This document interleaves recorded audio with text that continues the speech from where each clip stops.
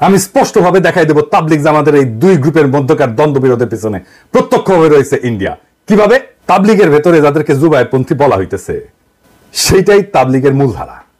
সেই পক্ষের সাথে আছেন বাংলাদেশের কওমি, দেওবন্দি, হেফাজত ঘরানার অর্থাৎ মূলধারার আলেম সমাজের প্রায় সকলেই, এবং তাবলিগের সাথে সংশ্লিষ্ট সাধারণ জনতার বৃহৎ সংখ্যাগরিষ্ঠ অংশ।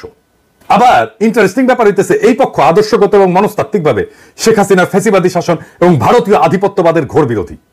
এই পক্ষই তাবলিগের মধ্যে বৃহৎ সংখ্যাগরিষ্ঠ এবং সবচেয়ে প্রভাবশালী অংশ। 2 নাম্বার, তাবলিগের ভেতরে যাদেরকে এতাতি বা সাতপন্থী বলা হইতেছে এই পক্ষের সাথে যারা আছেন তারা আওয়ামী ফ্যাসিবাদের অংশ, সহচর এবং ভারতপন্থী হিসেবে পরিচিত। এই পক্ষের সাথে যারা আছেন তাদের বড় অংশই সেকুলার এডুকেশনে শিক্ষিত। মূলধারার সুপরিচিত আলেমদের কেউই এই পক্ষের সাথে নাই। এই পক্ষের নেতৃত্বে বা সামনের সারিতে যারা আছেন আসেন তাদের কয়েকজনকে আমরা দেখি। আলহাজ সৈয়দ ওয়াসিফুল ইসলাম, উনি কে? উনি ডেইলি স্টার পত্রিকার সম্পাদক মাহফুজা নামের স্ত্রী শাহিনা নামের ছোট ভাই।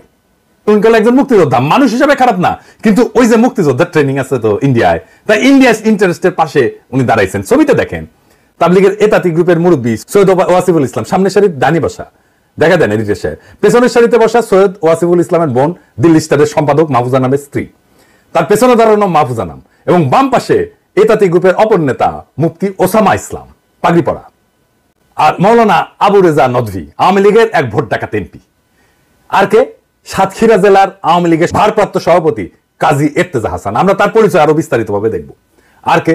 মুফতি ওসামা ইসলাম, সাতপন্থী অংশের অন্যতম মুরব্বী সৈয়দ ওয়াসিফুল ইসলামের ছেলে, মৌলানা মুয়াজ বিন রুর। এই সকলে, এরা সকলেই আওয়ামী ফ্যাসিবাদের সমর্থক এবং খুনি হাসিনা সরকারের ঘনিষ্ঠ হিসেবে পরিচিত। বিগত 15 বছরের দুঃশাসনের আমলে রাষ্ট্রীয় ছত্রছায়ায় এরা বাইরে উঠছে। এই তাবলিগের এই বর্তমান সংকটে কারা ইন্ধন যোগাচ্ছে? ভারতের আগ্রাসী হিন্দুত্ববাদী শক্তি এই অঞ্চলে ইসলাম এবং মুসলমানদেরকে দাবায় রাখতে নানা কর্মকাণ্ড চালাইছে। আপনারা জানেন এর অংশ হিসেবে তারা নীরবে এবং সুশৃঙ্খলভাবে ইসলামের প্রচার, প্রসার এবং দাওয়ার কাজ চালায় যাওয়া প্রভাবশালী সংগঠন তাবলিগ জামাতে বিভেদ, বিরোধ এবং বিবাদ ঘটায় একে দুর্বল করার একটা মিশন হাতে নেয়, ওয়ার অন টেররের পরিকল্পনার অংশ হিসেবে। ভারতের প্রেসক্রিপশনের পাশাপাশি আওয়ামী ফ্যাসিবাদী সরকারও এই ইসলামপন্থীদের মধ্যে বিভেদ, বিবাদ, বিশৃঙ্খলা তৈরি করে নিজেদের ক্ষমতাকে হুমকি মুক্ত রাখতে বাংলাদেশের তাবলিগের সংকট সৃষ্টি করে, এই সংকটকে জিয়ায় রাখার কৌশল গ্রহণ করে। অথচ আপনারা যদি ইতিহাস দেখেন, দেখবেন তাবলিগ জামাতের কার্যক্রম প্রচলনের শুরু থেকে 2016 সালের আগ পর্যন্ত তাদের মাঝে কোনো মতাদর্শগত বিভেদ, কোনো বিবাদ, কোনো বিশৃঙ্খলা ছিল না। 2016 সালের পর থেকে এই বিভেদ শুরু হয় এবং এরপর থেকে ভারতের প্রেসক্রিপশন আর আওয়ামী লীগ তার নিজস্ব শক্তিকে এই বিভেদ তৈরিতে নিযুক্ত করে। আর বর্তমানে ফ্যাসিবাদের পতনের পরে তাবলিগের সংকট আরো গভীর হয়েছে। কেননে? কারণ এইটা হইতেছে তাবলিগ লীগ। আসেন আমরা তাবলিগ লীগটা দেখি, কারা কারা এই তাবলিগ লীগ। আওয়ামী ফ্যাসিবাদী সরকারের পতনের পর বিচারক লীগ, আনসার লীগ, গার্মেন্টস লীগ, রিক্সা লীগ, ছাত্র লীগ, ইসকন লীগ, এগুলোর মাধ্যমে বিপ্লব এবং জন অভ্যুত্থানকে নস্যাৎ করা এবং অন্তর্বর্তী সরকারকে ব্যর্থ করার দেশবিরোধী নানা চক্রান্তের মতোই ভারতের মদতপুষ্ট আওয়ামী ফ্যাসিবাদীরা তাবলিগের এতাতি গোষ্ঠীকে দিয়ে একটা বড় গোলযোগের চেষ্টা করতেছে। এই এতাতি গ্রুপ একটা অতি ক্ষুদ্র অংশ, অথচ এদের শক্তিকে ফুলায় ফাপায় বড় করে দেখানোর চেষ্টা করা হয়।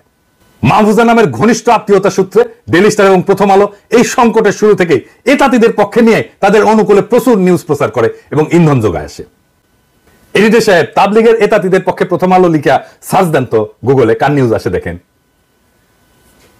আপনি গত কয়েকদিনে প্রথম আলো সংবাদ পরিবেশনের চিত্র দেখলে বুঝবেন এই সার্চ দেওয়ার পরে। আমি আর বিস্তারিত গেলাম না। মজার বিষয় হচ্ছে প্রথম আলো, ডেইলি স্টার, কালের কণ্ঠ, বাংলাদেশ প্রতিদিন, যুগান্তর, কালবেলা এই সমস্ত পত্রিকা আলেম ওলামা সহ ইসলামপন্থীদের সংবাদের প্রকাশ বরাবর এড়ায় গেলেও 2017 সালে তাবলিগের চলমান সংকটের শুরু থেকেই এতাতি গ্রুপের পক্ষ নিয়ে নানা ইন্টারেস্টিং নিউজ করে আসতেছে। এখন এই মুহূর্তে তাবলিগের এই দুই গ্রুপের বিভেদ কোন পর্যায়ে আছে এটা আমার দর্শকদের একটু জানা থাকা দরকার। আমি যতটুকু অনুসন্ধান করে পাইছি সেটার ভিত্তিতে আমি বলতেছি, আপনারা বাস্তবতার সাথে মিলাই দেখবেন। তাবলিগ জামাতের দুই পক্ষের সার্বিক পরিস্থিতি বর্তমানে যে জায়গায় ঠেকছে, এতে করে দুই পক্ষে ঐক্যবদ্ধ করা আর সম্ভবপর না। কারণ এক পক্ষে যারা নেতৃত্বে আছেন তারা হইতেছেন মূল ধারার আলেম সমাজ এবং অন্য পক্ষের নেতৃত্বে যারা আছেন তারা হইলেন আওয়ামীপন্থী জেনারেল শিক্ষিত।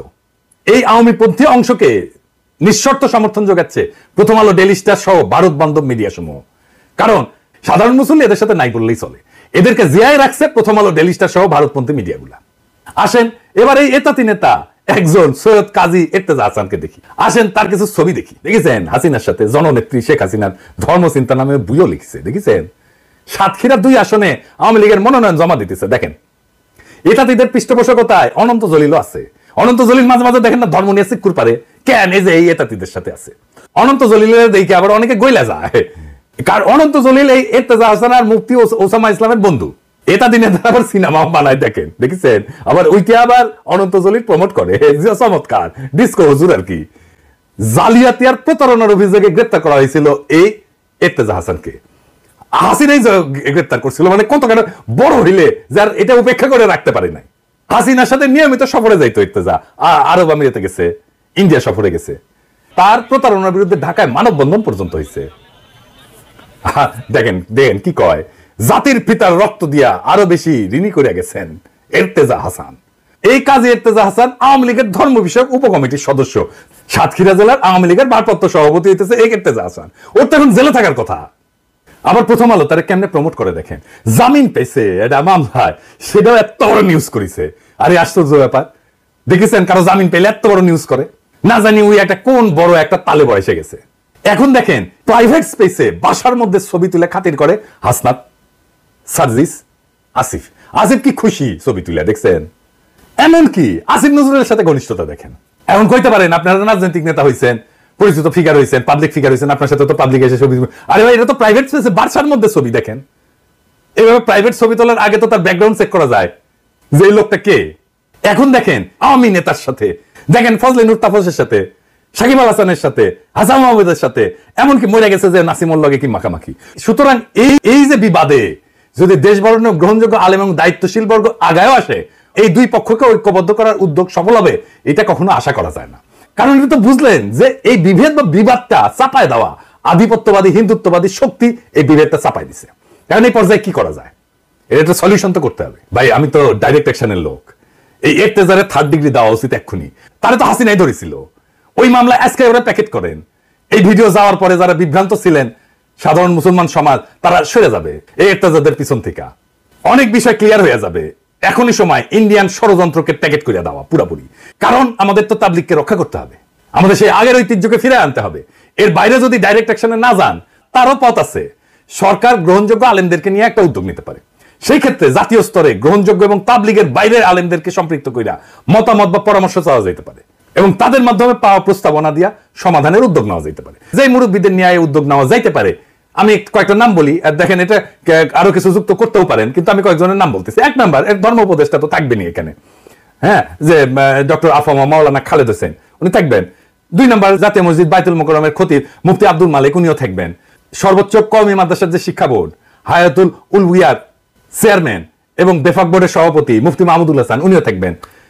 আর দেশের প্রাচীন বৃহৎ মাদ্রাসা হিসেবে সমাদৃত হাটহাজারী মাদ্রাসার পরিচালক এবং পটিয়া মাদ্রাসার পরিচালক, ওনারা থাকবেন। ইসলামিক ফাউন্ডেশনের গভর্নর এবং বোর্ড অফ গভর্নরসের সদস্যবৃন্দ থাকবেন। তবে এখানে আমি একটা জিনিস একটু বলে রাখি, কিছু মনে করেন না। আমি যে বিষয়টা বলে রাখতেছি এটা সতর্কতা হিসাবে, মানে আপনাদের সাথে মহব্বত নেই আমার এই বিষয়টা এরকম মনে করেন না। যেমন ধরেন, যদি এটা সত্যিকার অর্থে সমাধান করতে চাই, তাহলে জাতীয় স্তরে সুপরিচিত গ্রহণযোগ্য ইসলামিক ব্যক্তিগত আলেম বাছাই করার সময় কয়েকটা বিষয় একটু খেয়াল রাখতে হবে, একটু মেহরবানি কইরা। যেমন ধরেন আহলে হাদিস মতবাদপন্থী, মাজারপন্থী বা জামাত ইসলামী ঘরানার কাউকে রাখাটা ফলপ্রসূ হবে না। এই জন্য না যে আমি ওনাদের মহব্বত করি না, সেই জন্য তা না, ওনাদের বাইরে রাখতে বলছি কারণ এই 3 মতাদর্শের লোকজন তাবলিগ জামাতের কার্যক্রমকে পছন্দ করেন না। তাই এই সমস্যার সমাধানের ক্ষেত্রে, কার্যকর সমাধানের ক্ষেত্রে আন্তরিকতা দেখাতে পারবেন বা তাদের ইনপুটটা কাজে লাগবে, এইটা আমার সন্দেহ আছে। তো ওনারা বাইরে থাকলেই ভালো আর কি, এটা যাদের অ্যাফেয়ার্স তারাই এটা ম্যানেজ করলেন। তো এই সংকটের সমাধান কিভাবে হইতে পারে সেটা মুরব্বীরা আলাপ করবেন, আমি এটা রাস্তা বাতলাই দিতে পারি যে বাবা হইতে পারে আর কি। দেখেন, শুনে দেখেন, ভালো লাগলে নেবেন, না লাগলে ফেলা দেবেন, কোনো অসুবিধা নাই। যেহেতু আমরা আগে দেখছি যে 2 পক্ষকে একীভূত করা অসম্ভব, সুতরাং এর স্থায়ী সমাধান করতে হলে বিশেষভাবে কেন্দ্রীয় মার্কাজ মসজিদ এবং ইজতেমা মাঠ পৃথক করার উপরে 2টা পদক্ষেপ নিতে হবে। 1 নাম্বার, কাকরাইল মসজিদ, যেটা বিপুল সংখ্যাগরিষ্ঠ ওলামায়ে কেরাম, তার নেতৃত্বাধীন পক্ষকে কেন্দ্রীয় কার্যক্রম চালানোর জন্য সম্পূর্ণভাবে ছেড়ে দিতে হবে। রাজধানী ঢাকা পৃথক অন্য একটা মসজিদকে নির্বাচন কইরা সাতপন্থীদেরকে তাদেরকে কার্যক্রম পরিচালনার জন্য পৃথক করে দেওয়া যেতে পারে। 2 নাম্বার, টঙ্গীতে যে বাৎসরিক বিশ্ব ইজতেমা, এর আয়োজনের পাশাপাশি বা লাগোয়া সময় ভাগাভাগি না কইরা ন্যূনতম 1 বা 1.5 মাসের বিরতি দিয়া উভয় গ্রুপের জন্য বরাদ্দ দেওয়া যেতে পারে। সবচেয়ে ভালো হয় টঙ্গীর বিশ্ব ইজতেমা স্থল বিপুল সংখ্যাগরিষ্ঠ ওলামায়ে কেরাম এর নেতৃত্বাধীন পক্ষকে ছেড়ে দিয়া সাতপন্থীদের জন্য পৃথক ইজতেমা ময়দান নির্ধারণ করে দেওয়া। এইটা আলাপ আলোচনার মাধ্যমে এই দুইটা সিদ্ধান্ত যদি নেওয়া যায়, আশা করা যায় তাবলিগ নিয়ে দুই গ্রুপের চলমান সংকট মোটা দাগে সমাধান হয়ে যাবে। তারপরে যত দিন যাবে আস্তে আস্তে আস্তে আস্তে এই বিষয়টা সেটেল করে যাবে। কারণ ইতিমধ্যে জেলা পর্যায়ে এই দুই গ্রুপের মার্কাজ মসজিদ কিন্তু পৃথক করা হয়ে গেছে, এবং যে কারণে জেলা পর্যায়ে বিশৃঙ্খলা বা সহিংসতার তেমন কোনো খবর পাওয়া যায় না। এটা কিন্তু মোটামুটি জেলা পর্যায়ে সেটেল, কেন্দ্রীয় পর্যায়ে এসে সেটেল হয় না। তাই কেন্দ্রীয় পর্যায়ে এই পদক্ষেপগুলো নিলে এটা সেটেল হয়ে যাবে আমি আশা করি। রাজনীতিতে দুইটা জিনিস, কেন্দ্রীয় মার্কাজ মসজিদ এবং ইস্তেমার মাঠ, এটা যদি পৃথক করা না যায় তাহলে তাবলিগের চলমান সমস্যার সমাধান আসবে না, হবে না। বরং এই থেকে পুঁজি কইরা বিভিন্ন সুযোগ সন্ধানীরা উভয় গ্রুপকে নানাভাবে প্ররোচিত কইরা সমস্যাকে জিয়ায় রাখবে বা আরো প্রকট করতে চাইতে পারে। তাবলিগের উপরে যে কালো ছায়া নামছে ভারতের পরিকল্পনায়, তা আমাদের দূর করতে হবে। আমাদের হারানো ঐক্যের ঐতিহ্য পুনরুদ্ধার করতে হবে। আর এটা করা খুবই সম্ভব। আপনারা জানেন সমস্যা কোথায়। সমস্যার উৎস যদি চিহ্নিত করা যায় তাহলে সমাধান করলে অর্ধেক হইয়া যায়। আমার মনে হয় আমি সমস্যাকে চিহ্নিত করে সমাধানের পথ দেখাই দিতে পারছি। এখন বাকি কাজটা মুরব্বীরা যদি শুরু করেন তাইলে দেশের একটা বড় সমস্যার সমাধান হইয়া যায়। এবং আমরা কলে আপনাদের দিকে তাকায় আছি, সারা দেশের মানুষ তাকায় আছে। সমস্যাটা মেহরবানি করে মুরব্বীরা আপনারা সমাধান করে ফেলে আমাদেরকে স্বস্তি দেন, দেশবাসীকে স্বস্তি দেন এবং ঐতিহ্যকে পুনরুদ্ধার করেন এবং ভারতের এই শয়তানি প্রকল্প রুখে দেন। দেশবাসী আপনাদের পাশে থাকবে। ইনকিলাব জিন্দাবাদ।